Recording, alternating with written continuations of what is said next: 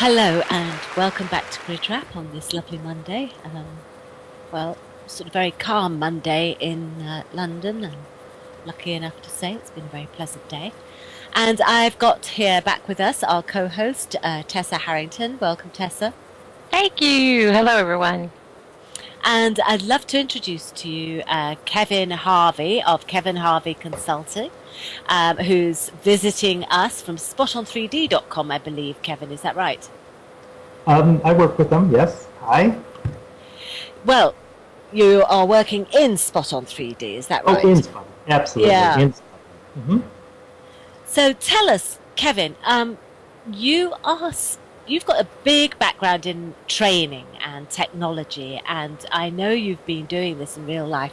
What are you starting up in Spoton then? Well, I've been doing emergency preparedness training for about 8 years right now. And we started about 5 years ago using Second Life for emergency preparedness training, and it's been hugely successful. Our recent activity with Spot On is doing a hazardous materials response for a group out in California. Right, so how did you get into that? I didn't plan it. I've been in education for years and years, and took to technology back when I was working with the military.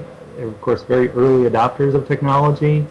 And saw that had great potential to be combined. And then I was at a game developers conference about 6 years ago, saw Second Life for the first time, and I said, oh my goodness, we have to use that. It's very powerful. I spent about 6 months just playing in Second Life and said, this is just amazing and somewhat addictive.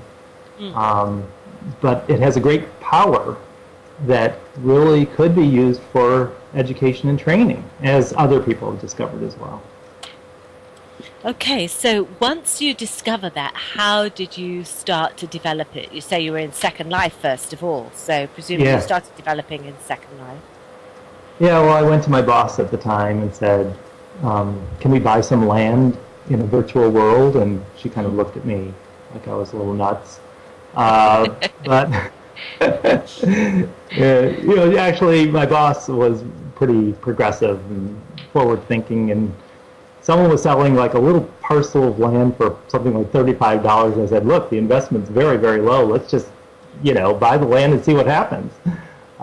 So we bought that, and all of a sudden, everybody at work was playing and working in that little piece of land days and nights. And then my boss said, hey, I can get people to work at night?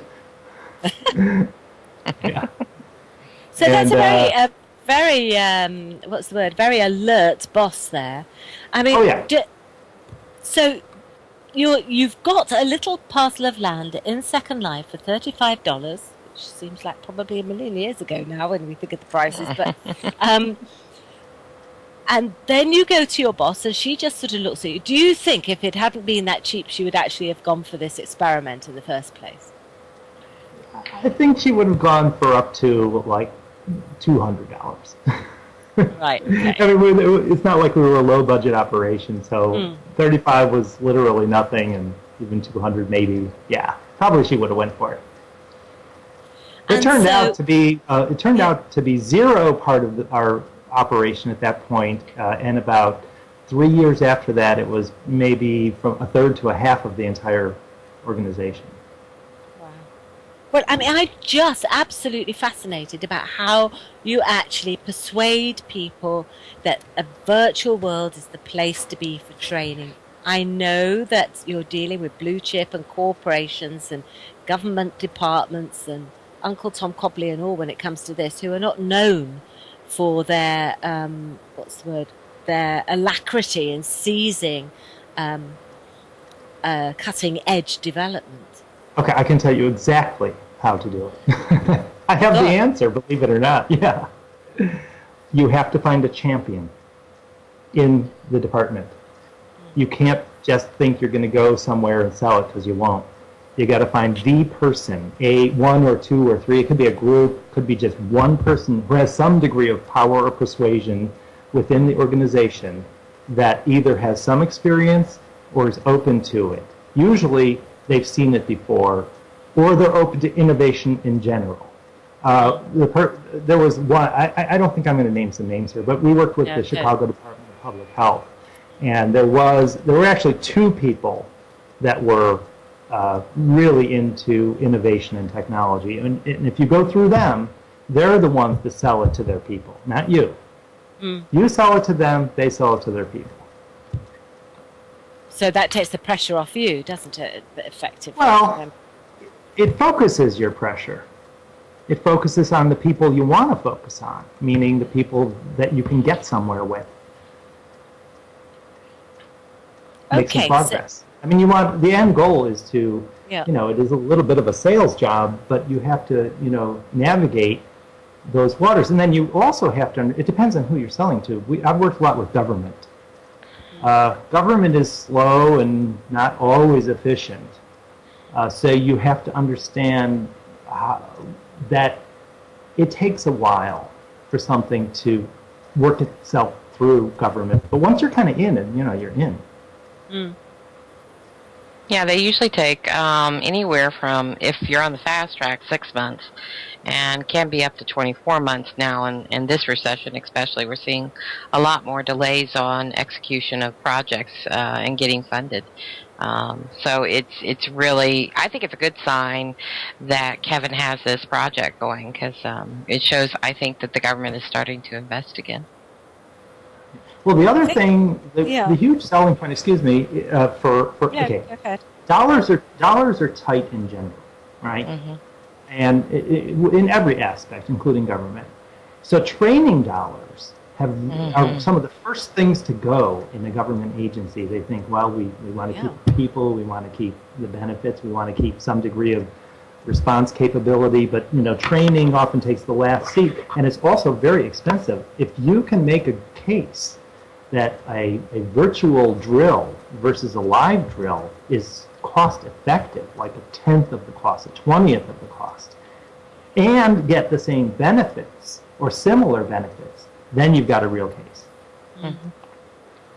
So tell me, all those people that just sort of snuck into Second Life and started working overnight,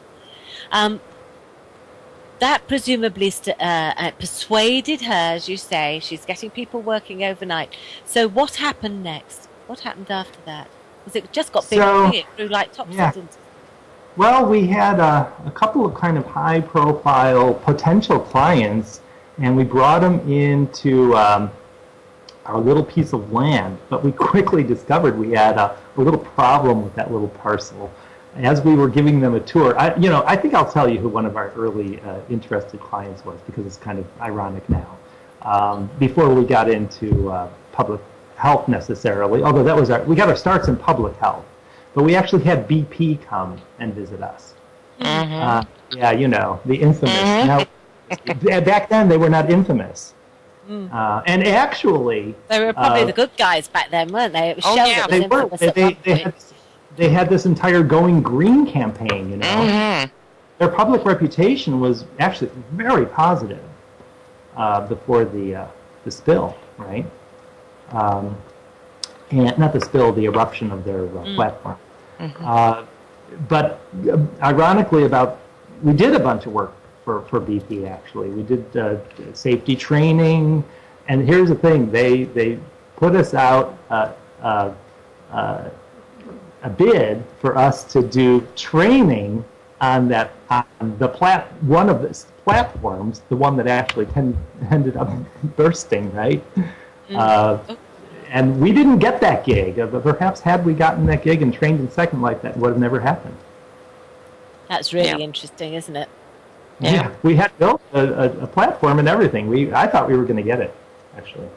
I don't know whatever happened with that. And that's another thing. If you think you got something, you don't have it till you got it. That's true on everything. Yeah, you get in a lot of these conversations where a lot of options are done, but until the ink's dry, as they say, right, Kev? Yeah. Well, we had this pretty top guy at BP on our little parcel of land, and while we were just before they arrived, I was kind of getting ready for it, and this guy named, I can't remember, something like Snooky or Snooky came up. No, Maddie, Maddy. I don't want to give the exact name. Yes, Something yes, like yes. that.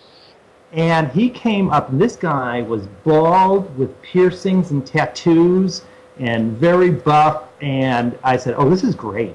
Great. This guy's going to walk up to us when BP's there and say, hey, neighbor, how you doing, you know? So I actually said, if you don't mind, I was in the virtual world, would you mind not being here for the next 20 minutes? And he said, got it. No problem. See you later. I totally understand. So it turned out he was a pretty nice guy. Yeah. Yeah. I know Matty really well, and he is a good guy. He's still doing project work. Yes. Yeah. Matty Snook.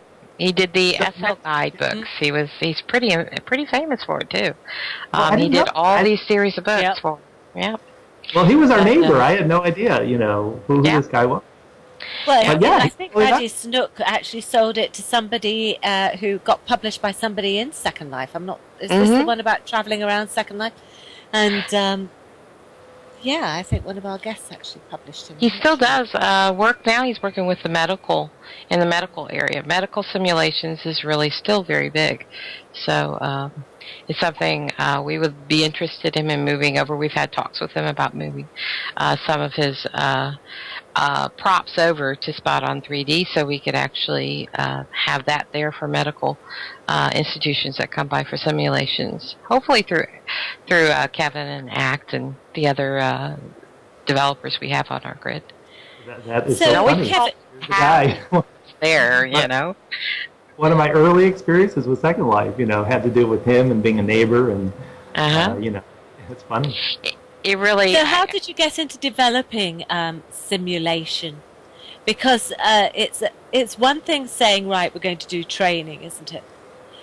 Next thing is you're saying that you can build the platform, you can train people on the platform. How do you go about setting up? How long does it take, for example, to set up what seems to be possibly a huge project, Kevin? Well, early on, we had a total of, I think, 9 islands when I was working for the university. And we just built it up because we got people in Chicago and Illinois and in California to kind of buy into this idea. And we also got a big research project from the Centers for Disease Control to study it.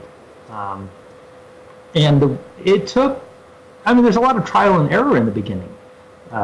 Once our programmer, who, now David Wooden, who works with Spot On, he was a gamer when he first came on board with us at the university, and he didn't program in Second Life. He learned it all on the job. We said, okay, now, you're not going to be doing games. We did also games. We did serious games in that group. Really cool things, too. Yeah. So we were actually, that's the reason, the whole reason I even came in contact with Second Life was because we were in the serious games movement. And, David, it took, I think, I'd say 6 months to a year for him to become the pro that he is now. He's even better now than he was back then. And to develop an island could take, it's pretty complex what we built. Maybe 3-4 months, something like that. But we just built our hazmat island just a couple months, because he's getting better at it. And you're all getting better at it, presumably, because the planning stage is getting easier, or you have more foresight in that. Well, sure. I have a lot of experience with requirements gathering and knowing what to give the client. Absolutely. Yeah. And also Oh, sorry. Go ahead, Kevin.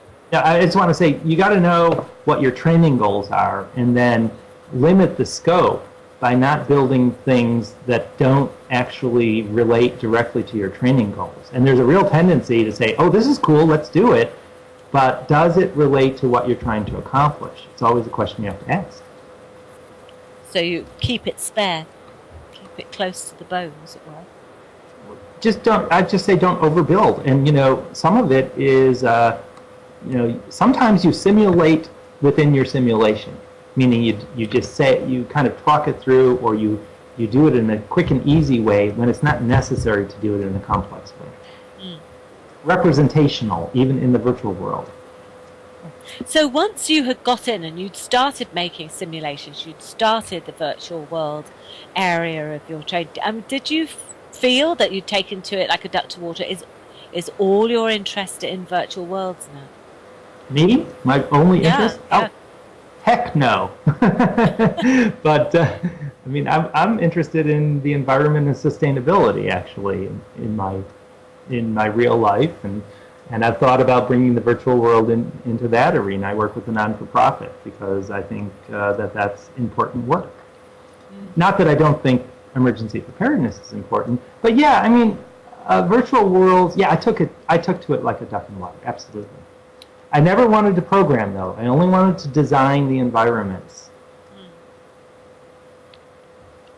Well, I can tell you, we have a unique history, Kevin and I, because I was the lead builder with my previous company, Unreal Designs, and worked very closely with him and David Wooden on the 9 Sims, and it was a wonderful experience. I can honestly say, and I haven't toured all the universities that did things in Second Life, but I could tell you, David and Kevin and the University of Illinois just had a very proactive approach to using virtual worlds. They always pushed it to the limit, used databases, brought in a lot of interesting people to collaborate with. It was a remarkable experience.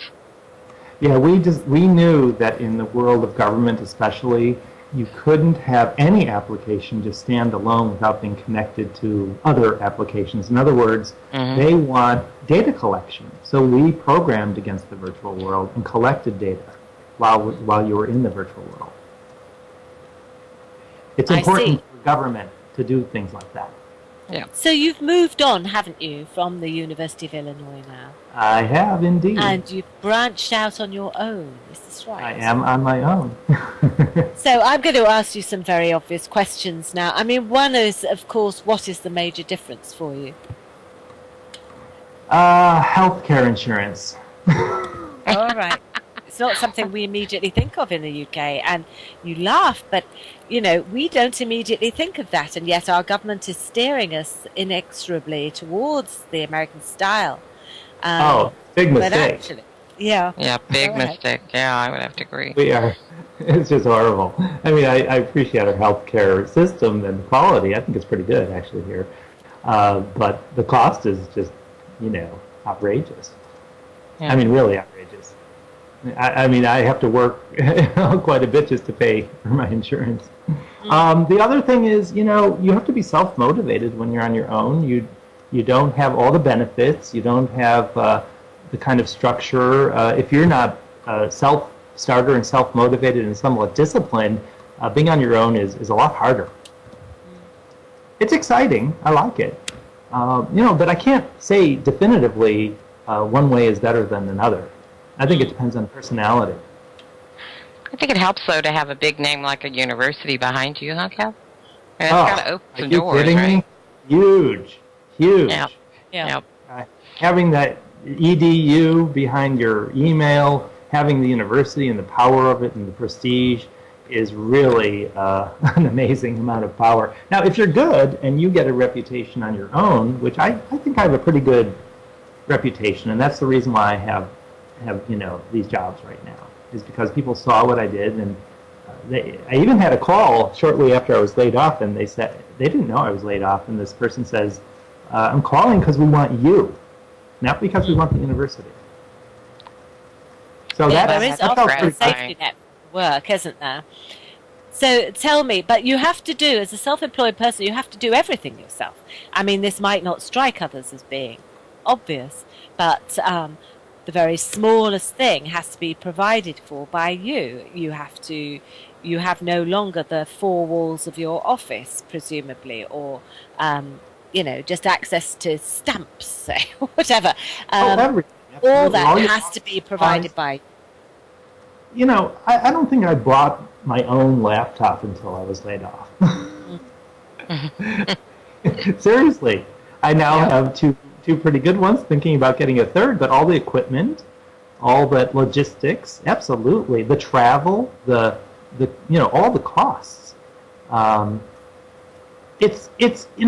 do find, however, like when I write proposals and things for clients, I did all that before. I know how to do it.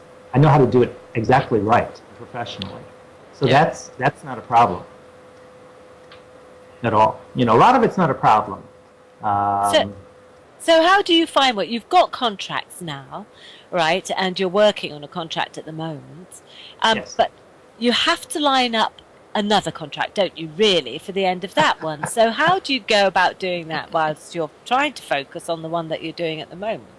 Well, I honestly, after this one, to tell you the truth, I don't have another one lined up. I am doing this work for the non-for-profit, environmental group called Eco Partners.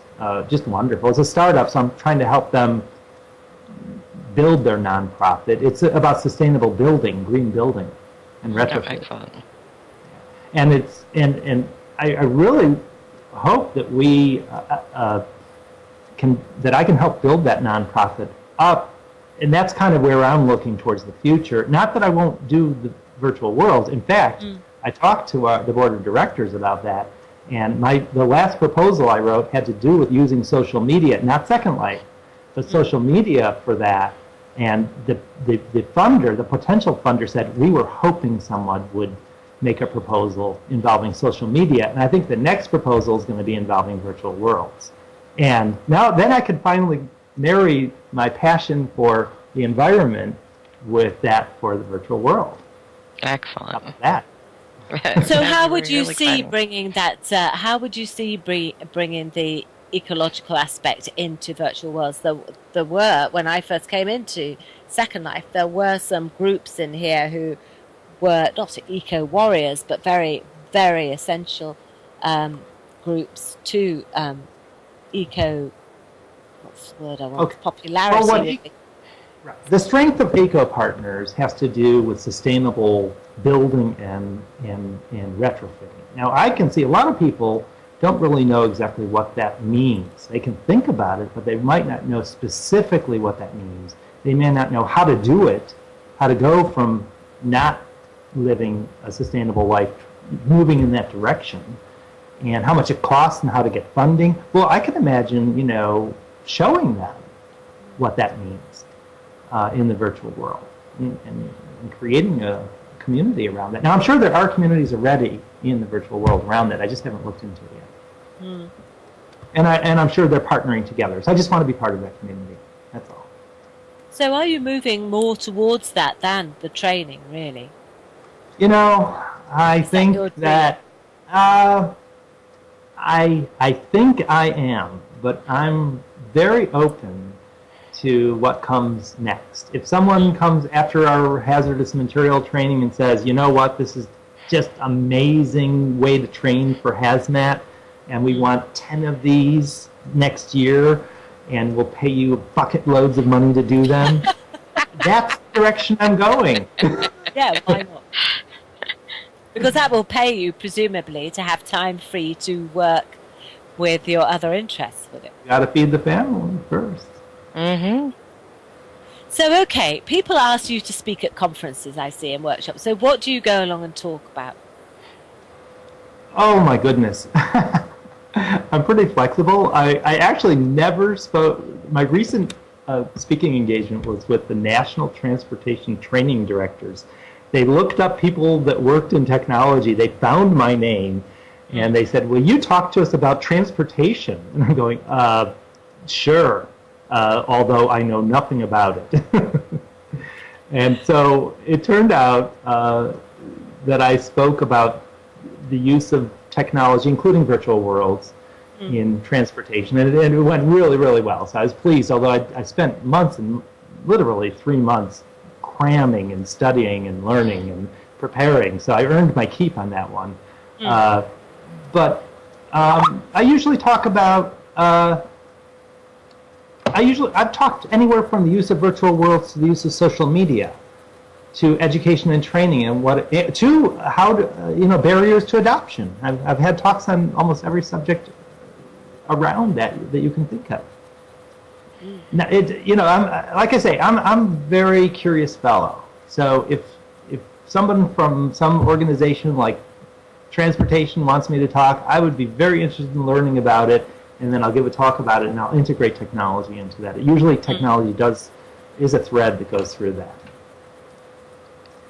So I should just ask you, really, I mean, about how do you marry? Obviously, transport is technology to some degree, but what about transport in virtual worlds? We have very different sorts of transport in virtual worlds, but how would you align that to a conference talk or keynote speech or whatever? Well, I find out what their problems are. And let's say in transportation, maybe bridge inspection is a huge issue. I didn't know that before, but it is. They look for cracks. They go, let's say like the Golden Gate Bridge, they'd have to dive down and look at the pylons and assess the situation and, think about remedies.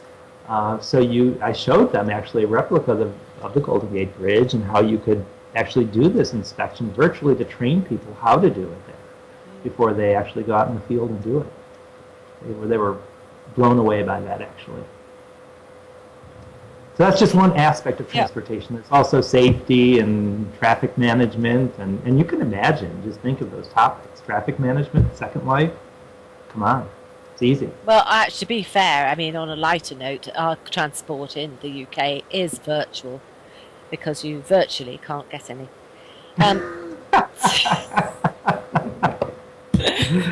Really? Oh my God, you have no idea. All right, I'm going to give you, this will upset tourism in London at the moment. I'm in London, right? I go out on Saturday. On Saturday we had Sunday we had a march, and we had a march in the UK against the government cuts because they are swingeing cuts and people just can't operate really at all. We might as well just stay at home, give all the money that we're not earning to government. But so I'm out trying to get somewhere because I had to get somewhere. I had to sort out some business on Saturday morning. That was it. I go down to, there is no tube where I am. I have to get a bus to a tube.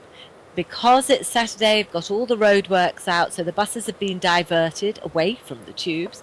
You find it, so then you're walking from the bus to the tube station, our underground station, and then you get to the underground. It said everything is running well, and then you heard District Line is partially closed, Central Line is partially closed, Circle Line is partially closed.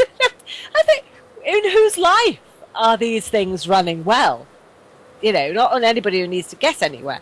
So, I mean, I have no idea how tourists get around London at all. I mean, we know all the... Well, I had a lovely time when I was in London. You could come over here and sort of make them virtually learn how to do stuff.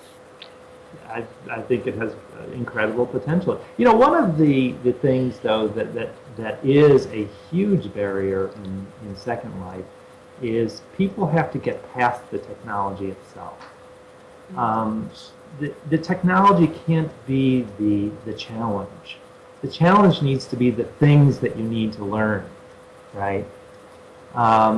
So, one way to overcome that is to do like completely facilitated trainings where you're doing all the work, like David Wooden will wizard a training. But I think that there's more power in participating in the virtual world.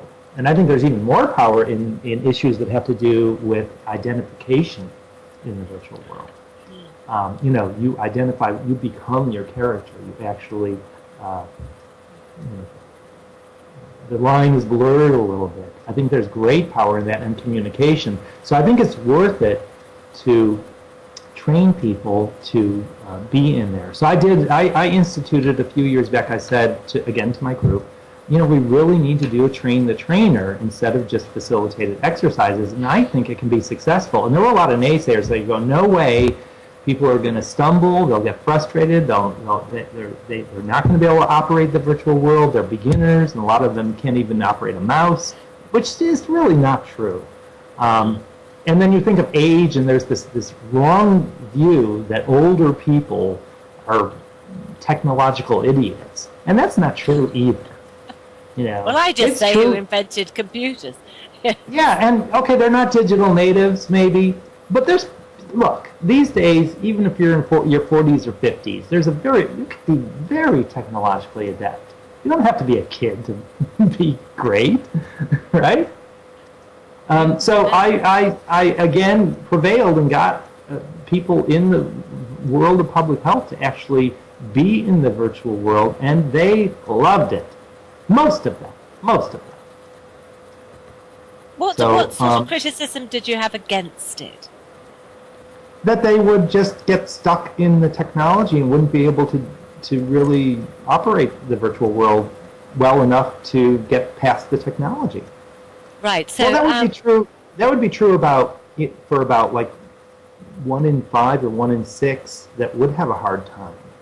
So what I do is I get designated drivers, and let's say you have a group of 20 people, right? You ask for 4 designated drivers or 5, and the rest of them are, vicariously experiencing them around their computer. So you get the best people to operate them, and then you have success, which is important. Yeah. And that doesn't that kind of extend the whole collaborative thing? Leading and following and helping extends it past the virtual. Yeah. So again, success is important. Have success is really important when you're doing training. If you just throw people at it and you're not going there with your eyes wide open, you're going to fail. Sure.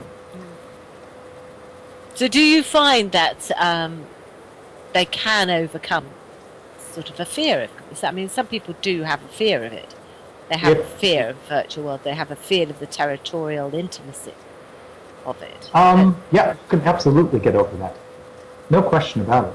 You've got to very methodically and train people in the virtual world. You've got to make it as usable as you can by programming against it in a way that makes it usable. We had a dispensing HUD for our pod training where you just click on a button in your HUD and all of a sudden a table appears in front of you instead of pulling it out of your inventory.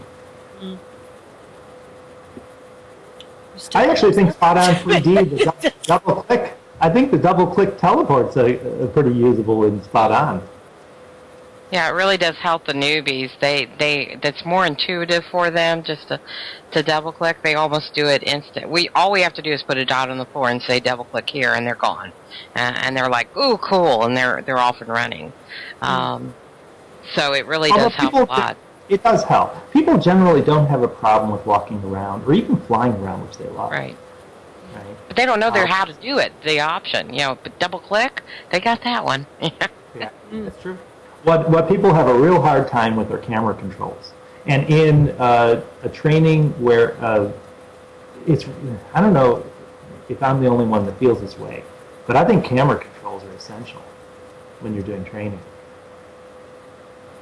For what? I'm going to be a devil's advocate here because, as you know, you and I have talked a little bit, Kevin. So you know that I have an interest in communications and training. So,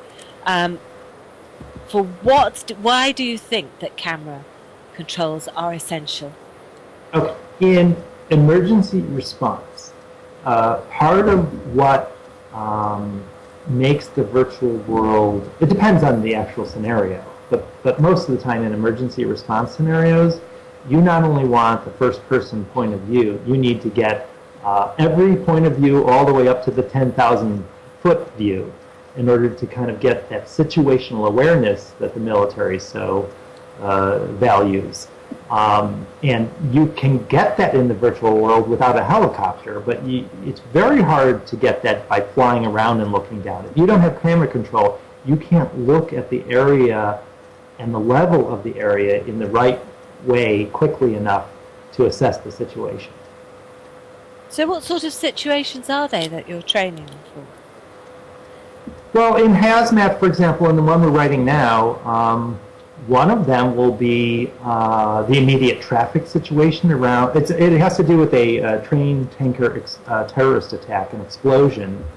Bomb that was on a train that contains an organophosphate pesticide, very nasty stuff, and then in a pretty populated area.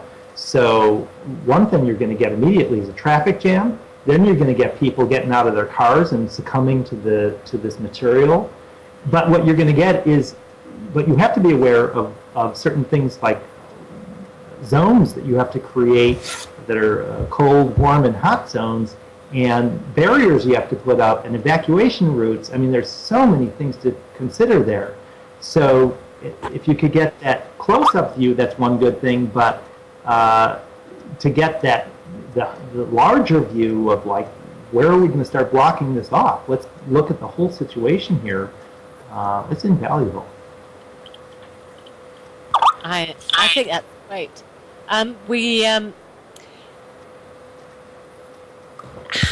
How do you, I mean, it just sounds like the possibilities on that training course are endless. But presumably you plot it within a hair's breadth, and then you take a group of people that are coming to be trained on it, and you lead them through it. So are they actually taking part as characters within that scenario? I have a 15-page document I could share at some point that tells you every last thing that's going to happen, but it also tells you in that document, and this is why, I think it'll be successful. You don't just go there, have fun in this environment. You tell a story both in the virtual world and out of the virtual world. You have injects, or things that happen both in the virtual world and out, and through pop-ups and all sorts of ways. And then you have contingencies, like if they don't discover the second bomb, then this happens in the virtual world. And everybody, it's like a script. You're scripting a whole play here, right through it, with a lot of contingencies, because you storyboard the whole thing, but you don't know what they're going to do. That's the problem. So you have to have flexibility. You say, well, if they don't do this by this time, you do the following. Right. You're pressing. Well, we hope lots of experience. I got to tell you, anticipating what direction they're going into, and then being able to respond on the fly. It's just a real skill. That's the other thing is that's why I think to some degree facilitation is still necessary because you have to be totally aware during the exercise of where things are going, and even if you planned it a certain way, be prepared to be surprised. So we always do things you never anticipate. Oh yeah, I didn't think they were. How big a team do you have on this then, Kevin? How big of a team? Yeah. Well, you know what? We got I'm the main guy organizing and writing and planning and stuff, right? And dealing with the client on a almost daily basis now.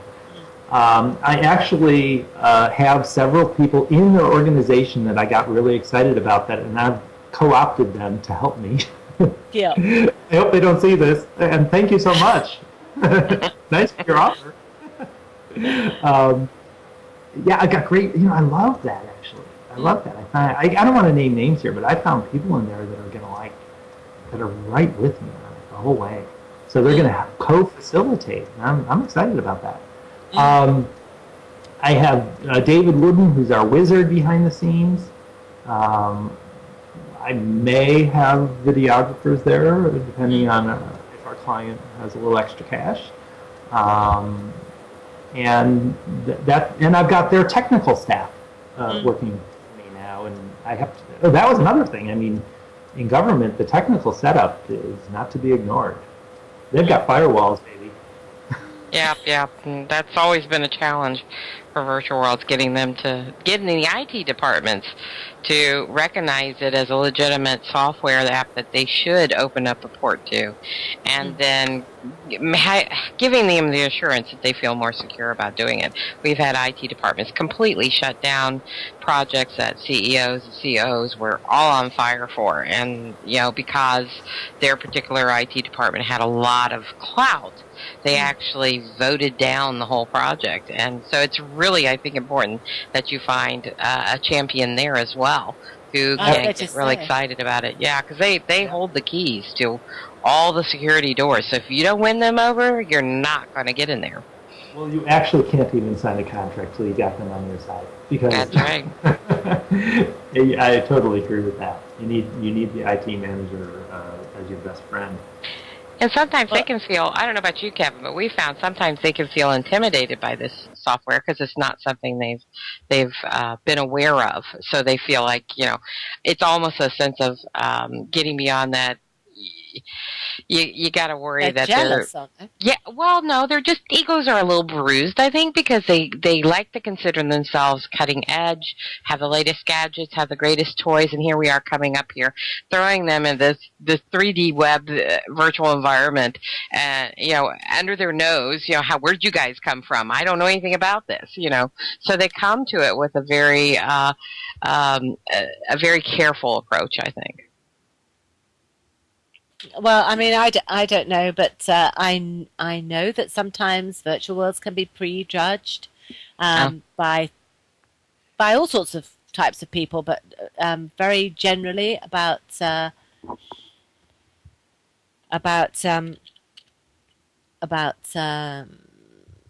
anything, as you say, Tessa, that they are not first with, because they are the kind of kings and queens of the future, in a way. That's what's going to happen. That's where those departments are heading, aren't they? To some extent, nobody. Well, I can tell you about them now. I can tell you a story about a medical professional we had come at Spot on 3D early on, and we still hope to work with this person because they really are trying to drag their company, which is over 500 salespeople in their team. They're in pharmaceuticals, so that those people who go around and sell pharmaceuticals to the doctors and other facilities, they are this kind of company, and of course they're a huge company. And she came to me and she said, Tessa, I don't know how to get beyond this, because every time she thought she was that close, the IT department shut it down. So and she's worried because, her company her bosses are actually recognizing that, hey, if we don't keep up with things, the social networking, because only 6% of the salespeople she worked with even knew about Twitter or LinkedIn or Facebook.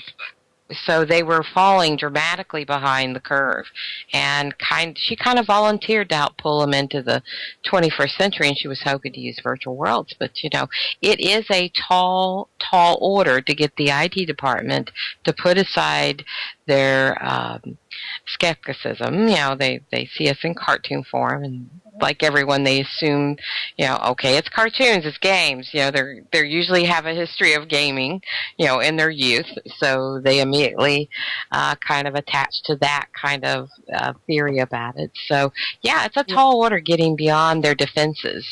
But that is also their job, though, is to say no to anything that might put the company at risk.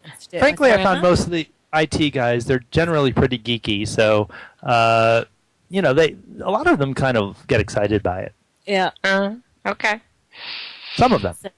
Some of them. Yeah, some of them feel really intimidated because they don't know how to handle it. And oh God, another thing I've got to learn, kind of thing. So I've met it. I've gone from one end to the other, really geeked out about it. Oh, this is great. This is the best thing I've ever seen. It's just what the company needed to. No. Well, I think I got lucky out in California because their IT guy loaded Spot onto 8 computers, tested 8 avatars simultaneously in the room because I wanted to do a load test. Oh, cool. And, yeah. So I've got a lot of cooperation there. Hey, this is first time. Thank you. Sorry, there's something that the high end of the computer market is often what's needed for virtual worlds. Good graphics, good engines, good RAM, so good speed. So how many corporations actually have that? How many government departments actually have that? Or do they have the grunt computers that don't have decent graphic cards because they don't actually need them?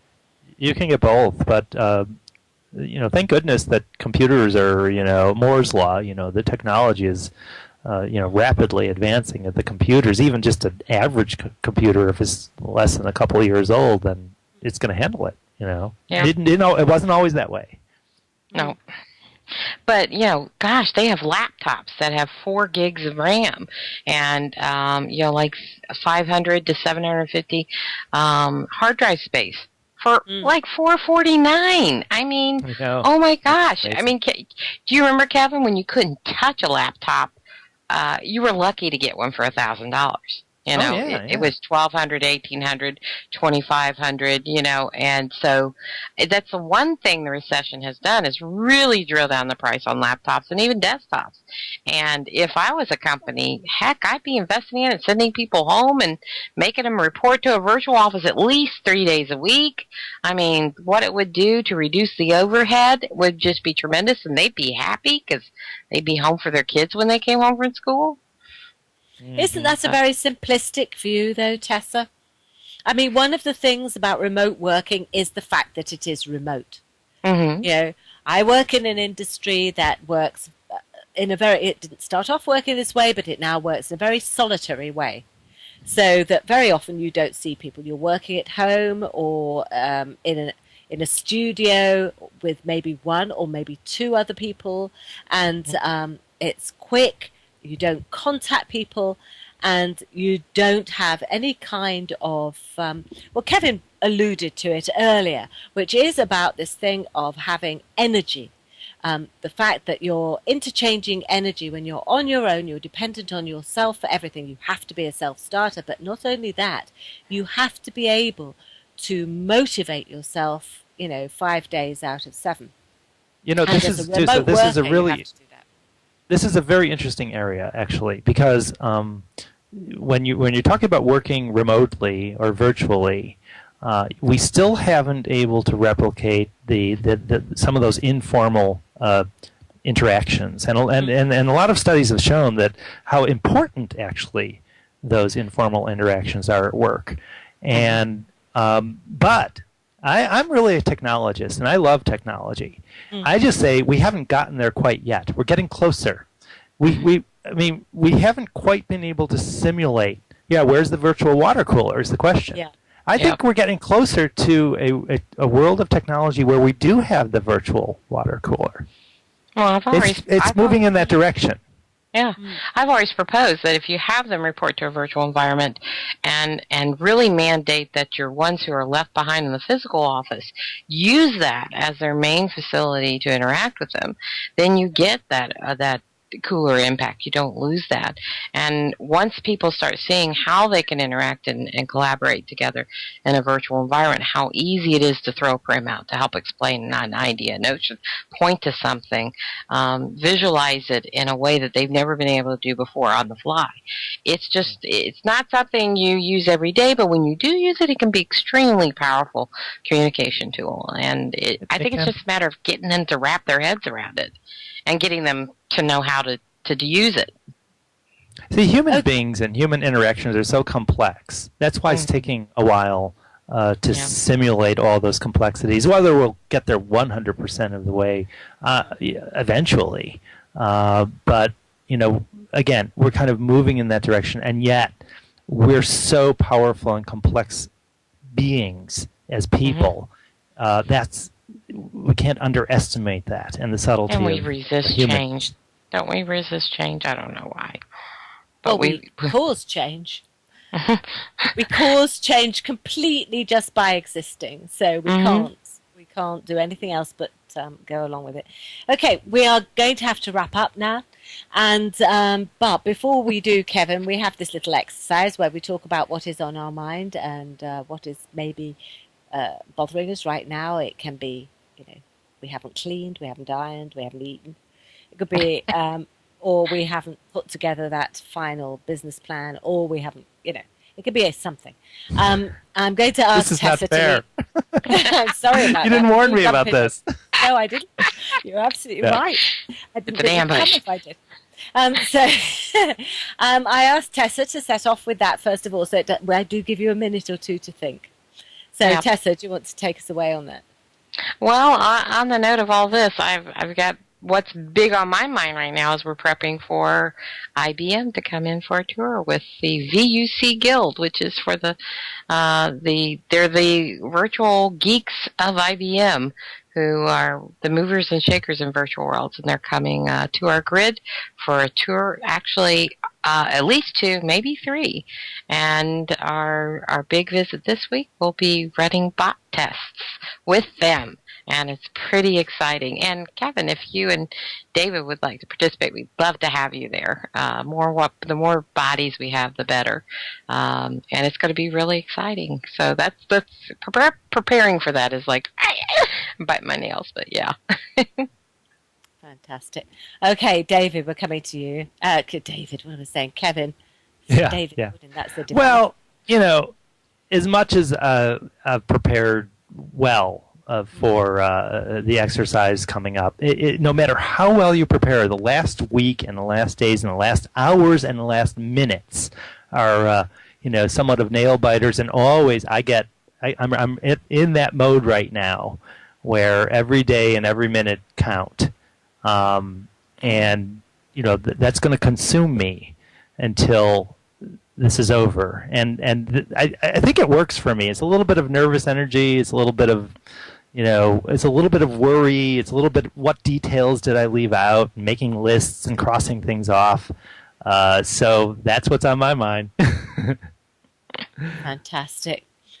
Okay, everybody, thank you very much. I have nothing on my mind, which a lot of people would probably agree with me about. So we've come to the end of our program, and I hope you've enjoyed it. It's been fantastic. I can only say fabulous thanks to Kevin for coming along and talking to us today. Thank you so much. And to Tessa for co-hosting. And we'll be here again on Monday with GRIDwrap. And we hope to see you then. So take care, everybody. And thank you for listening.